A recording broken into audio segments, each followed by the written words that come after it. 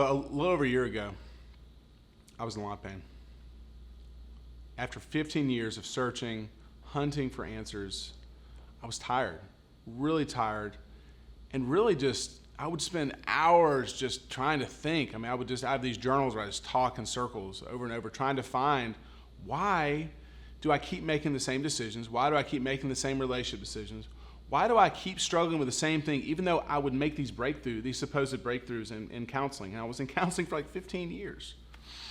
And I'm also a therapist who's working with people for 15 years. So I was like, man, I've got to figure something out. So I started a quest to try to figure out the psyche and try to break it down and figure out what is missing here. What's the missing healing component?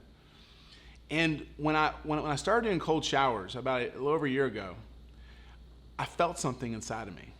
I felt like an aliveness, like an awakening, almost like a growling bear arising, a sense of a badassery within me. And it began to give me a sense of courage to actually speak up. And I began the process. I remember one day I was taking a walk and I was just doing what I usually would do, which would just be just trying to figure out, why do I not feel good? Why do I always feel anxious? Here I am, a therapist, supposedly respectable, at the top of my game, but I just don't feel good. I feel anxious, uptight, scared. And as I began to listen inside, I began to realize that, I've not been listening to my gut. And I was like, you know what? I need to let my gut have a voice too, not just my head, because I knew all the right answers. That's the tricky thing, is so many of us have the right answers. We know what we should do. So I began to allow this gutturalness, this primitive part of me just to have a voice, and it began to awaken me, and it began to scare me a little bit. I was like, holy cow. But as I did that, I began to gain the courage to actually make some changes, to actually make a move and do something different.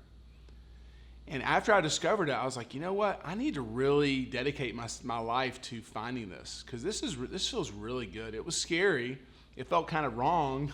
Felt kind of unloving at first. Felt kind of like I should be more rational, but I was just kind of following it. So this last year, I dedicated the whole year to nurturing that, to plowing the fields of the primitive lakes and rivers within my soul, and trying to figure out a way to kind of bring that to the surface. And so I put a lot of healing retreats in my path, and really just said, you know what, I'm worth it. I'm worth the effort. I'm gonna take the resource I have, and I'm going to put it into myself, because you know what, if I don't, I'm just going to do the same thing over again, and I'll end up losing that money in other ways. So I signed up for different coaching programs and began to get really clear. The last program I did, which was in January, was a Wim Hof winter expedition in Poland.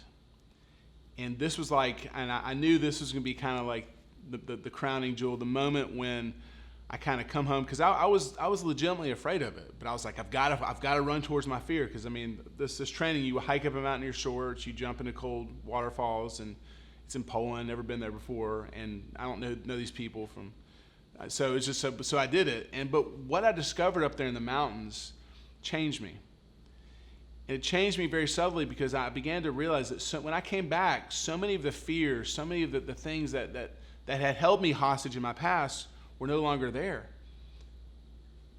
And I felt free, I felt alive, and I was like, oh my gosh, I need to share this elixir. It's like I went off into the mountains and found an elixir, and I came back, and then I really had a hard time doing traditional therapy. I was having a hard time focusing.